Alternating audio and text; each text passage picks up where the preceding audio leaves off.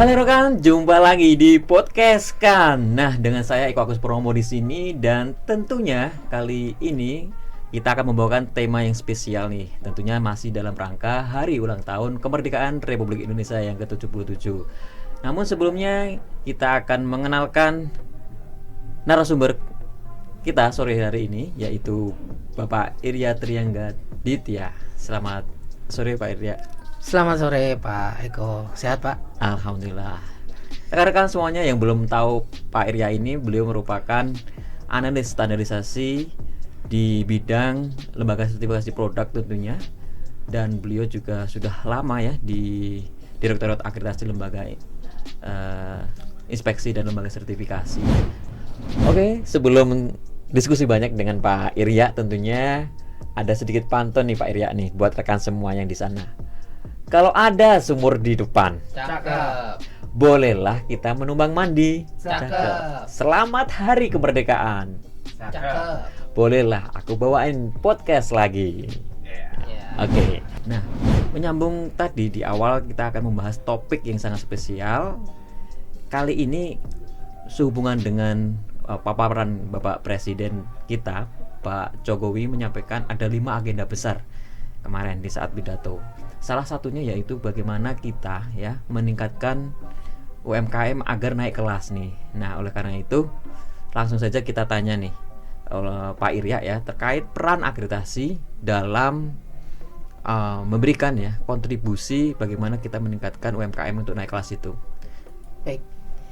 Oke, terima kasih Pak Eko. Tapi sebelumnya nih ganteng banget nih pakai dasi nih Pak Eko ya, luar biasa. Iya.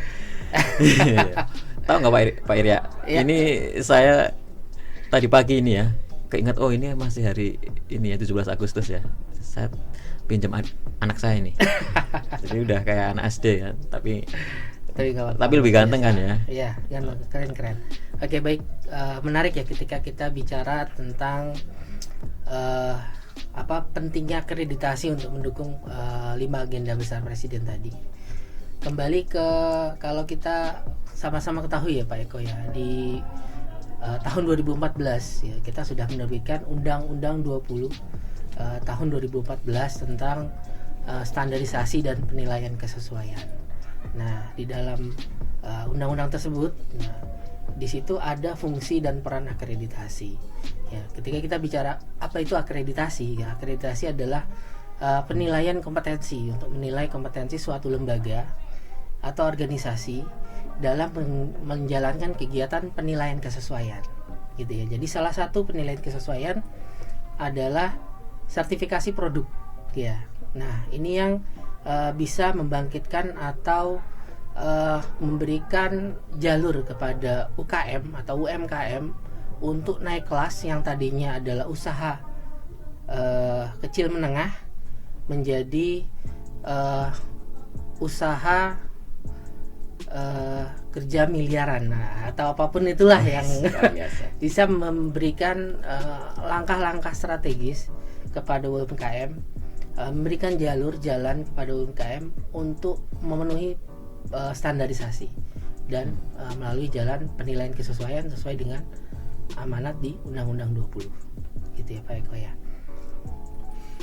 Oke, jadi kalau tadi disinggung ternyata peran akreditasi melalui lembaga sertifikasi produk ya, agar mereka juga mendapatkan sertifikasi produk agar naik kelas tadi dari menengah kemudian miliaran gitu ya. Sebenarnya secara besar skema alias pro itu seperti apa ya, posisikan dengan mungkin dibandingkan dengan negara-negara lain ya? Baik. Ya, jadi tadi ya secara nasional kita sesuai dengan amanat undang-undang tahun 2014 kita menjalankan peran akreditasi, dan sebenarnya akreditasi sendiri itu secara rantai kepercayaan ya. Jadi akreditasi itu merupakan sebuah rangkaian kepercayaan dalam hal penilaian kesesuaian, gitu ya. Jadi apa yang dilakukan di Indonesia pasti juga dilakukan di negara lain, gitu ya. Jadi di negara kita sesuai dengan tadi akreditasi untuk LPK adalah di Cannes gitu ya. Tapi ketika kita lihat negara-negara lain ya, banyak negara gitu ya. Nah, itu semua juga memiliki badan akreditasi yang serupa dengan Cannes. Nah, di sini kita ada kesetaraan, gitu, ada kesamaan posisi ya. Nah, itulah tadi secara internasionalnya gitu. Apa yang dilakukan oleh Cannes dilakukan juga oleh lembaga lain yang serupa dengan Cannes. Dan apa namanya tadi, ketika kita bicara tentang produk, maka sertifikasi yang dilakukan oleh lembaga sertifikasi produk yang diakreditasi oleh Cannes itu memiliki kepercayaan kompetensi yang sama dengan lembaga sertifikasi di luar negara lain gitu ya. Jadi itulah tadi rangkaian kepercayaan suatu kegiatan sertifikasi dan akreditasi.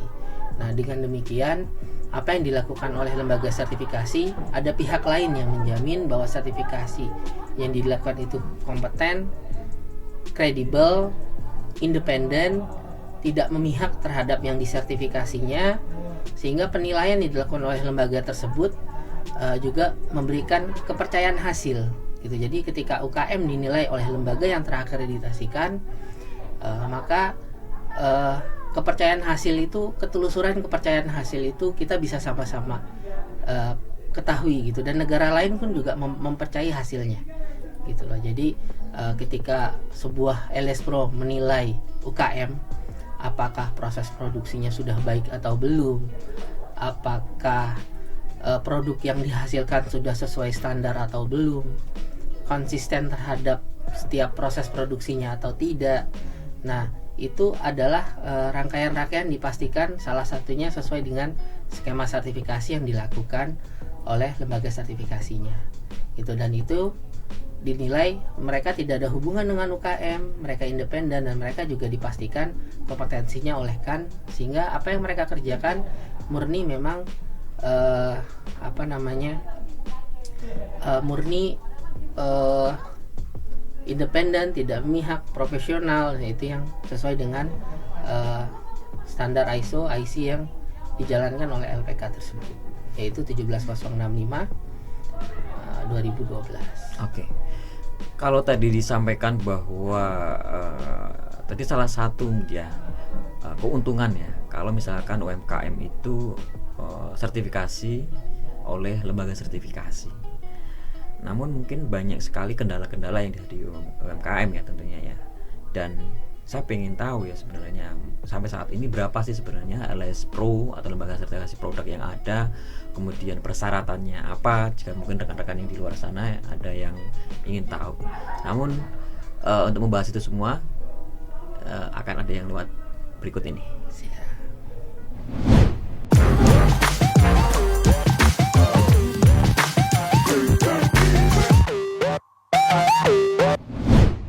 Nah, kita kembali lagi di podcast Cannes. Nah, tadi kita sempat nih diskusi banyak dengan Pak Irja ya terkait bagaimana peran akreditasi mendorong bahwa UMKM untuk bisa naik kelas. Oke, Pak Irja, menarik sekali tadi disampaikan bahwa direktorat lain yang akan membina terkait dengan kegiatan bina UMK, kemudian pembinaan UMKM bagaimana untuk mendapatkan sertifikasi. Nah, kembali lagi tadi, ketika UMKM sudah mendapatkan sertifikasi, itu sebenarnya manfaatnya ya untuk UMKM itu seperti apa?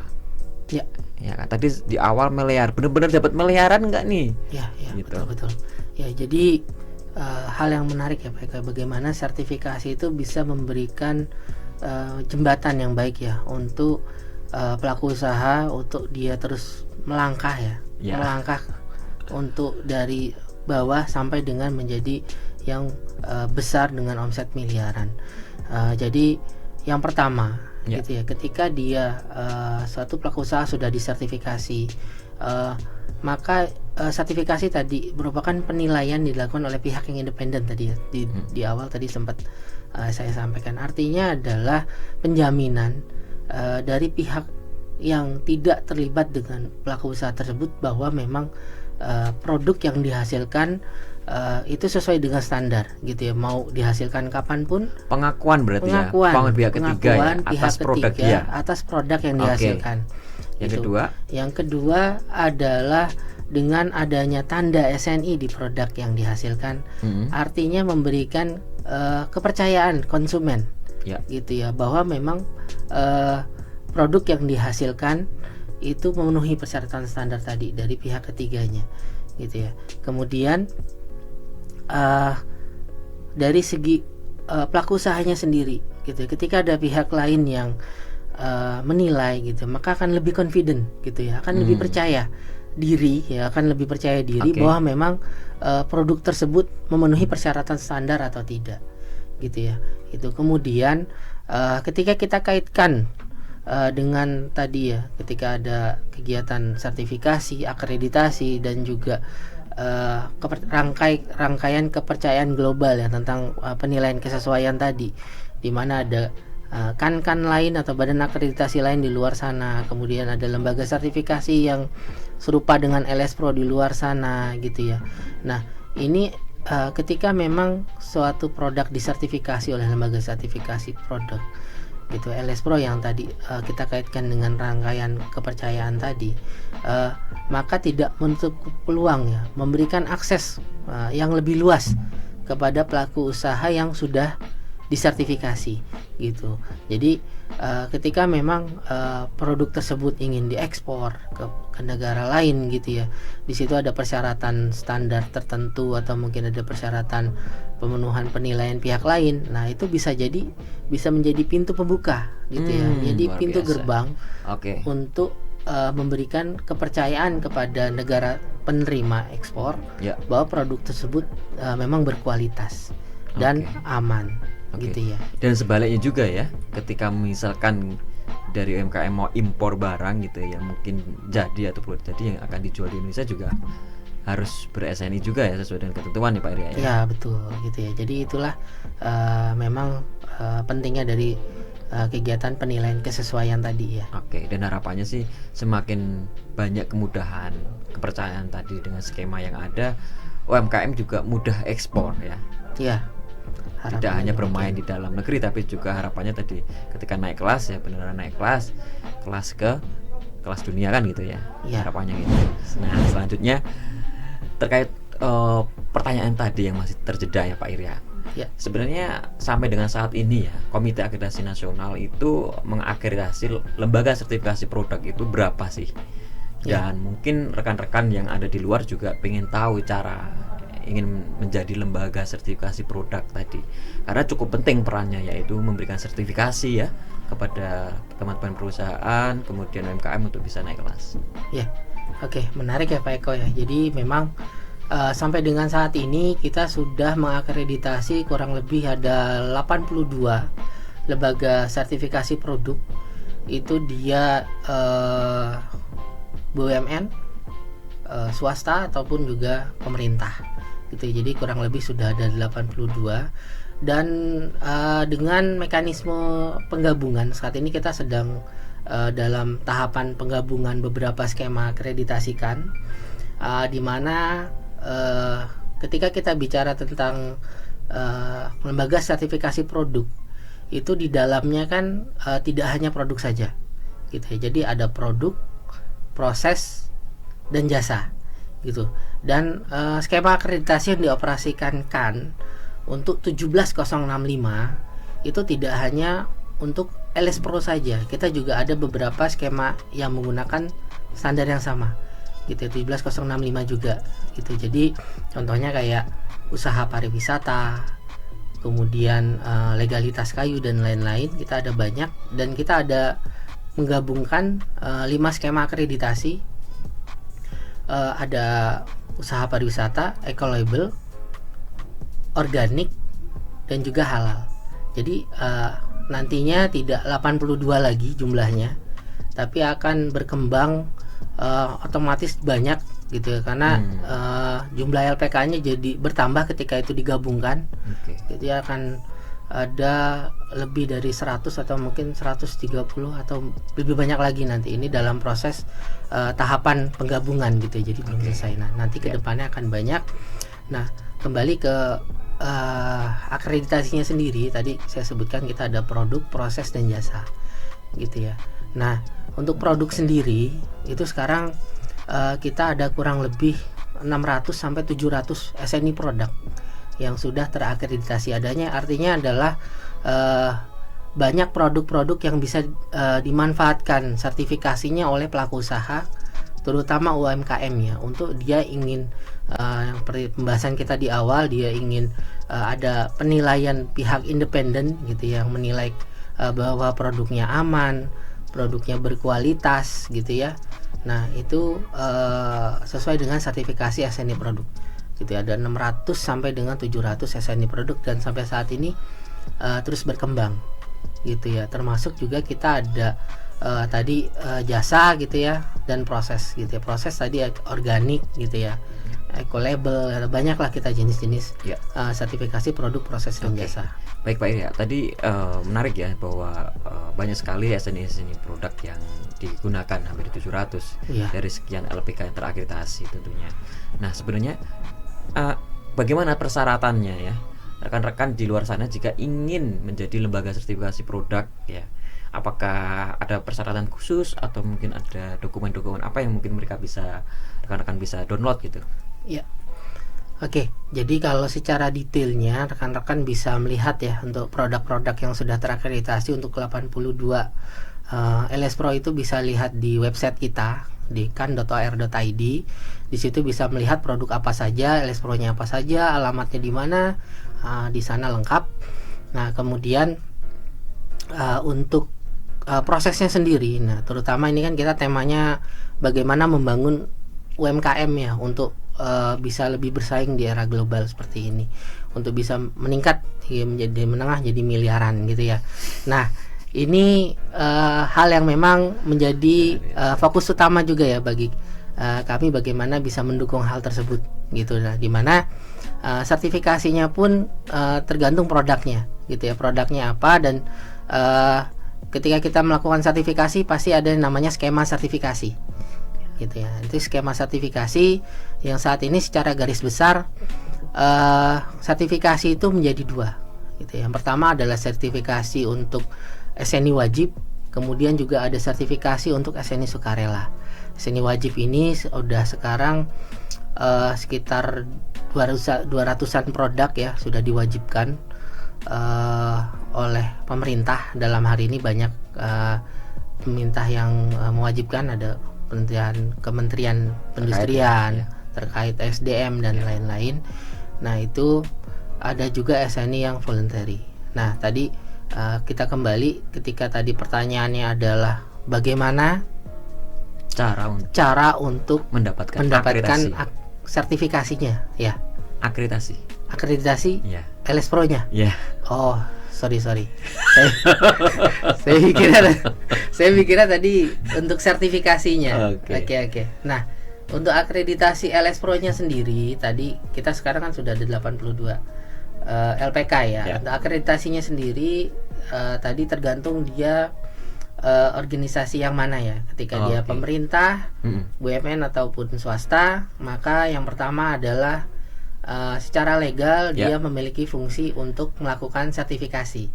Itu legalitas berarti ya. Legalitasnya dulu. Itu dia punya legalitas itu atau tidak. Itu kemudian ketika memang sudah punya, nah kemudian membangun sistem. Membangun sistem sesuai dengan persyaratan yang ada di dalam SNI ISO 17065 2012 dan juga persyaratan akreditasikan. Ketika sistem itu sudah dibangun, sudah dilakukan trial and error, sudah dilakukan kaji ulang manajemen, internal audit, sudah melakukan sertifikasi untuk SNI non wajib gitu ya, sukarela. Nah itu baru bisa mengajukan akreditasi ke KAN secara online. Gitu ya. Kita sekarang sudah punya New Kanmis gitu di websitenya, di layanan kan.or.id. Gitu, bisa akses di sana semua aplikasi secara online dan pasti akan direspon oleh PIC terkait. Nah itu tadi rekan ya, terkait dengan bagaimana nih rekan-rekan sering tanya ke kita ya, DM ke Instagram, bagaimana sih menjadi lembaga sertifikasi produk ya, karena memang produk di Indonesia dengan adanya kebijakan ini tentunya pemerintah juga mendorong ya agar mereka juga bisa sertifikasi produk dan omset mereka meningkat, tadi saya sampaikan miliaran gitu ya. Nah, tadi juga sempat disinggung juga oleh Pak Irya ya, kaitannya dengan bagaimana membangun atau mensertifikasi, cara mensertifikasinya. Tapi tadi terjeda sedikit, kita bahas setelah jeda berikut ini.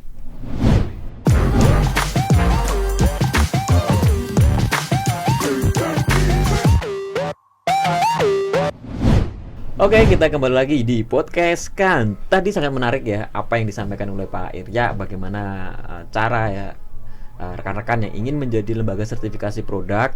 Tadi banyak sekali dari bagaimana teman-teman harus mengurus legalitas, kemudian bagaimana membangun sistem. Tadi juga disampaikan secara singkat bagaimana kan menilai independensi, kompetensi dan sebagainya, dan bagaimana implementasi dari sistem itu ya melalui audit internal dan sebagainya.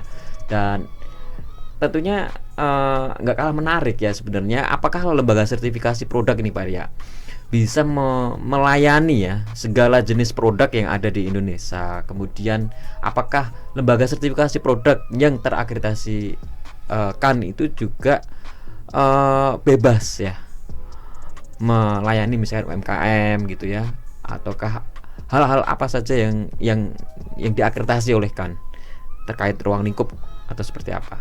Ya, baik. Ya, jadi satu LS Pro atau lembaga sertifikasi produk itu dia belum tentu bisa mensertifikasi sampai dengan tadi 600 atau sampai dengan 700 SNI produk ya.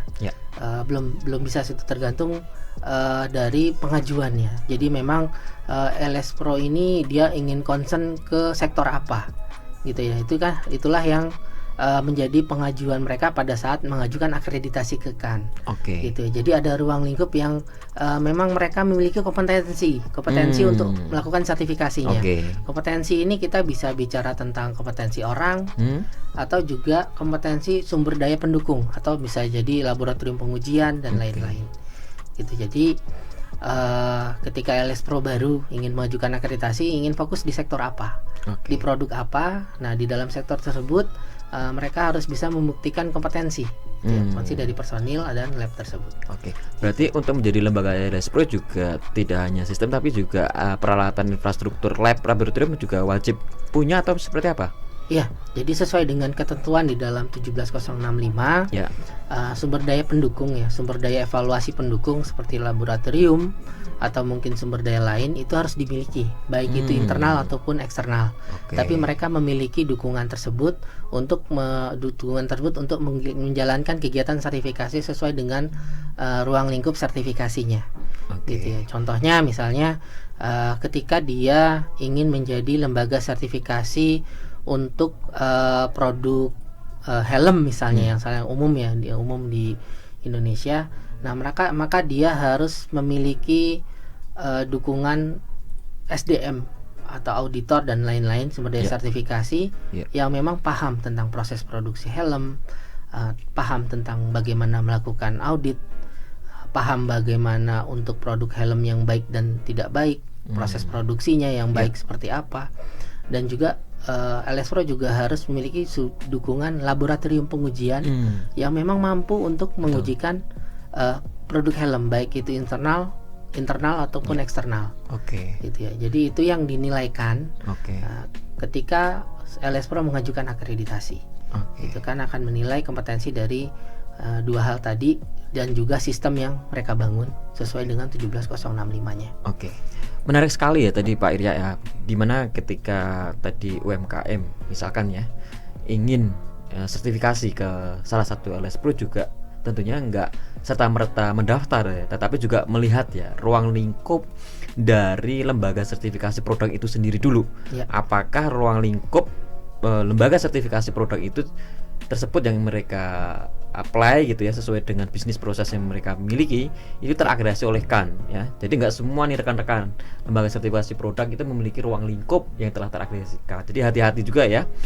Yang kedua juga pengen tahu nih Pak Irya, kalau tadi kita bicara akreditasi lembaga sertifikasi produk, kalau misalkan ada UMKM nih, misalkan UMKM helm nih, ada UMKM helm PT EAP gitu ya. Nah, ingin sertifikasi helmnya nih ke LS Pro gitu ya. Itu sebenarnya apa yang harus disiapkan ya secara general terkait dengan helmnya dia gitu. Tadi sempat disampaikan juga mereka harus punya lab gitu. Apakah juga kita perlu uji lab atau seperti apa Pak Irya? Oke. Jadi sekarang dari sisi UKM-nya ya, dari sisi UKM-nya ketika dia ingin melakukan sertifikasi produk, betul Pak Eko ya. Oke.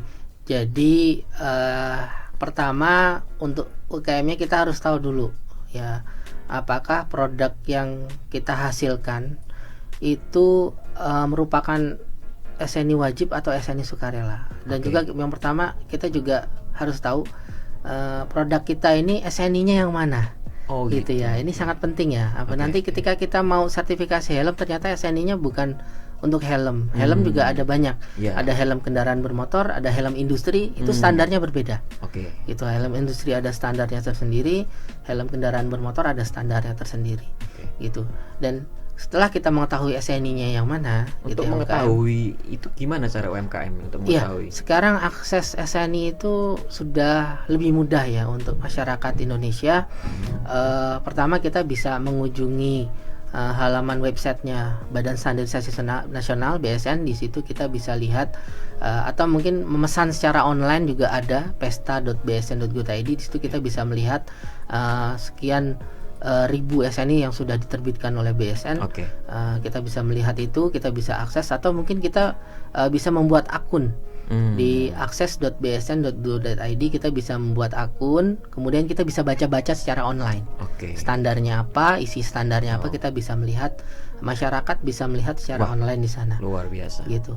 Nah, setelah kita mengetahui standarnya apa, kita cek dulu, kita cek lagi. Kita cek lagi apakah helm kendaraan bermotornya SNI wajib atau bukan. Kalau wajib maka ketentuannya harus mengikuti regulasi yang ditetapkan oleh kementerian dalam hal SNI wajibnya.